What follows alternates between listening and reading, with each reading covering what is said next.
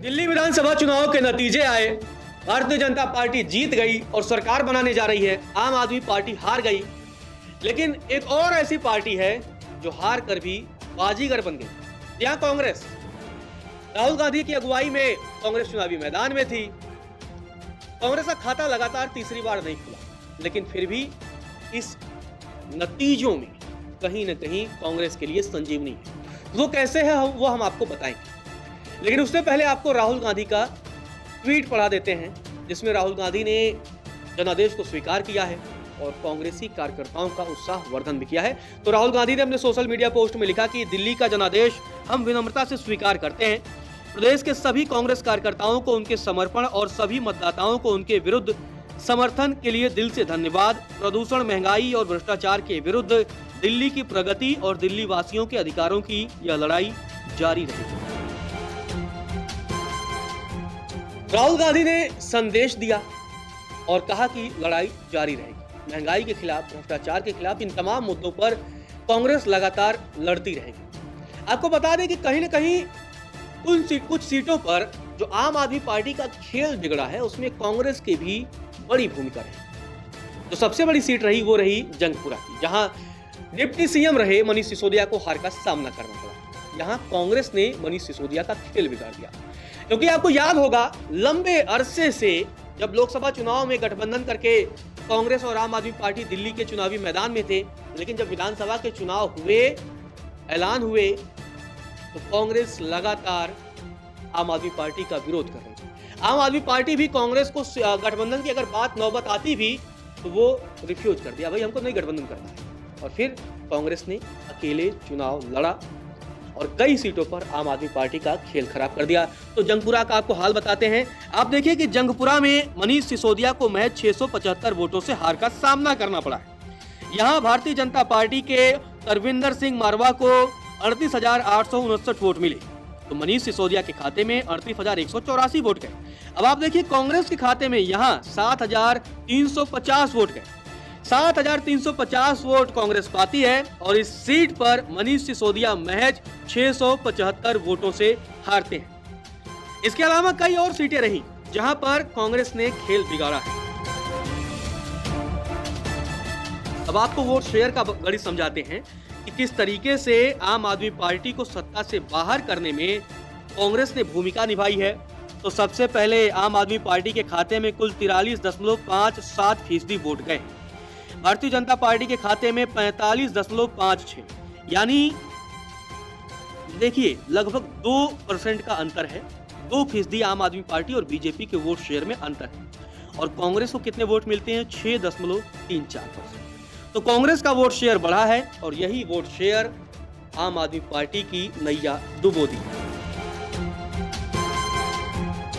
अब ऐसे में बड़ा सवाल यही है कि आखिर कांग्रेस कैसे जो है, कांग्रेस के लिए दिल्ली जो चुनाव के नतीजे हैं वो संजीवनी रही है, वो आपको बताते हैं। दरअसल कांग्रेस के लिए वोट शेयर दिल्ली में बढ़ना बेहद जरूरी था।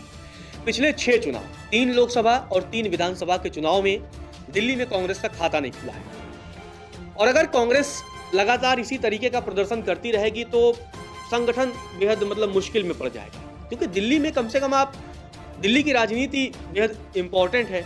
आप यहाँ 15 साल तक कांग्रेस लगातार सत्ता में थी, उसके बाद लगभग गायब हो गई, नामो निशान मिटता हुआ दिख रहा है। अब जो आंकड़ों की टैली आती है उसमें कांग्रेस के आगे 0 लिखा रहता है। लेकिन अब वोट शेयर बढ़ा है और कांग्रेस का जो वोट शेयर है दरअसल वो आम आदमी पार्टी की तरफ खिसक गया। एक समय दिल्ली के दलित, मुस्लिम, ये जो वोटर हैं वो कांग्रेस के कोर वोटर हुआ करते थे। लंबे अरसे से कई राज्यों में आम आदमी पार्टी ही कांग्रेस का खेल बिगाड़ती रही। गुजरात में कांग्रेस अच्छी फाइट कर रही थी 2022 में, लेकिन आम आदमी पार्टी ने कई सीटों पर अपने उम्मीदवार उतार करके कांग्रेस को हरवा दिया।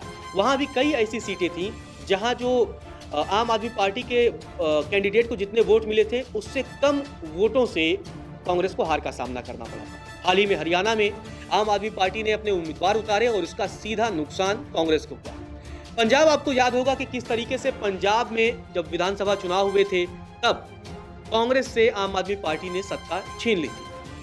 और सबसे बड़ा उदाहरण दिल्ली का ही है कि अरविंद केजरीवाल की जब पार्टी आई थी तो कांग्रेस का विरोध करके आई थी और उस समय शीला दीक्षित की सरकार दिल्ली में हुआ करती थी और कांग्रेस को हार का सामना करना पड़ा था। अरविंद केजरीवाल ने कांग्रेस को हराया। हालांकि पहली बार उन्होंने कांग्रेस के साथ ही गठबंधन करके सरकार भी बनाई थी, लेकिन 49 दिनों बाद ये सरकार गिर गई थी। तो जो आज कांग्रेस आम आदमी पार्टी का जो वोट बैंक है दिल्ली में, वो सारा वोट बैंक कभी कांग्रेस का हुआ करता था। भारतीय जनता पार्टी की स्थिति में थोड़ा ऊपर नीचे है, वहां 5-7% का मान लीजिए बहुत ज्यादा फ्लक्चुएशन होगा तो 5-7% का है, उसका अपना एक वोट बैंक है दिल्ली में, रहा है।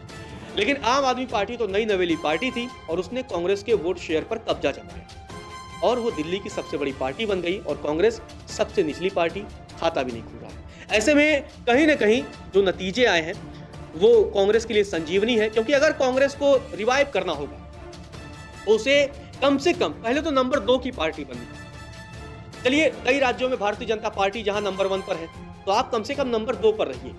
और नंबर 2 पर रहने के लिए आपको ये जो छोटी पार्टियां जाके आज जो आपका खेल खराब करती हैं या जो आपका विकल्प बन गई हैं, पहले उनको विकल्प नहीं बनने देना होगा। जिस तरीके से आप देखिए कि आज पंजाब में आम आदमी पार्टी की सरकार है, दूसरे नंबर पर भाजपा वहां ताकत अपनी दिखा रही है, तो कांग्रेस तीसरे पर चली गई है। इसके अलावा अब ये बेहद टफ है उनके लिए ना, क्योंकि कांग्रेस का ही सारा वोट शेयर आम आदमी पार्टी लेके उड़ गई। इसी तरीके से अगर बिहार हो या यूपी हो या अन्य कई राज्य हो, अब जैसे यूपी में देख लीजिए कि समाजवादी पार्टी के साथ कांग्रेस चुनावी मैदान में लोकसभा चुनाव में थी। लोकसभा चुनाव में तो चलिए सीट मिल गया, लेकिन जब उपचुनाव की बात आती है तो उपचुनाव में लगातार जो है वो उन्हीं की सीट भी नहीं मिलती है। अब आप देखिए कि इंडिया गठबंधन का हिस्सा है अखिलेश यादव और कांग्रेस सबसे बड़ी पार्टी है। लोकसभा चुनाव में दोनों ने गठबंधन किया था, लेकिन दिल्ली में अखिलेश यादव आके अरविंद केजरीवाल के समर्थन में रैली कर रहे हैं, जनसभाएं कर रहे हैं और कांग्रेस की उन्होंने यहाँ जमकर खिलाफत कर दी, विद्रोह कर दिया। तो ऐसे में कांग्रेस को जो अपना वजूद बनाना है उसके लिए सबसे पहले अपने वोट शेयर में इजाफा करना होगा। और दिल्ली में जो थोड़ा सा वोट बैंक बढ़ा है कांग्रेस के लिए, वो कहीं ना कहीं इस हार में भी, इस करारी हार में भी वो संजीवनी की तरह है। और अगर आने वाला जो समय है अगर कांग्रेस को स्टेबल रहना है और सरवाइव अच्छे से करना है, तो ये जो क्षेत्रीय पार्टियों को वोट बैंक उसका जो खिसका है या जो नई पार्टियां आकर के कांग्रेस के वोट बैंक पर कब्जा जमाई हैं, उनसे पहले खुद को मजबूत करना होगा। नहीं, अगर ऐसा कांग्रेस करने में असफल रहती है तो जो नतीजे दिल्ली में हुए हैं वो कई और राज्यों में भी कांग्रेस के साथ हो सकते हैं। ऐसे में कांग्रेस के लिए जो सबसे बड़ा सबक यही है कि उसे अपने वोट शेयर को बढ़ाना होगा। यही वजह रही कि दिल्ली में कांग्रेस ने अकेले मजबूती से लड़ाई लड़ी और आम आदमी पार्टी का खेल बिगाड़ दिया। और अब कांग्रेस के पास वो मौका है दिल्ली में कि अगले 5 साल बीजेपी सत्ता में रहने वाली है, सरकार बनाने जा रही है। अब कांग्रेस यहाँ विपक्ष के तौर पर, ठीक है, विधानसभा में उसके नंबर्स नहीं है, विधानसभा में वो विरोध नहीं कर पाएगी किसी बिल या किन्हीं अन्य मुद्दों पर जब बहस होगा, लेकिन विधानसभा के बाहर सड़कों पर बीजेपी के मुद्दे पर अगर वो घेरती है तो आम आदमी पार्टी की जगह आने वाले चुनाव में ऐसा आपको देखने को मिल जाएगा कि शायद वो नंबर 2 या नंबर 1 की लड़ाई भी कांग्रेस आ सकती है। खैर, अब कांग्रेस क्या करती है ये भी देखना दिलचस्प होगा। नमस्कार, मैं हूं मानक गुप्ता। अगर आपको हमारा ये वीडियो पसंद आया हो तो इसे लाइक और शेयर जरूर करें और हाँ, हमें सब्सक्राइब और फॉलो करना ना भूलें ताकि आप देश और दुनिया की कोई खबर मिस ना करें। तो जुड़े रहिए हमारे साथ और देखते रहिए न्यूज़ 24।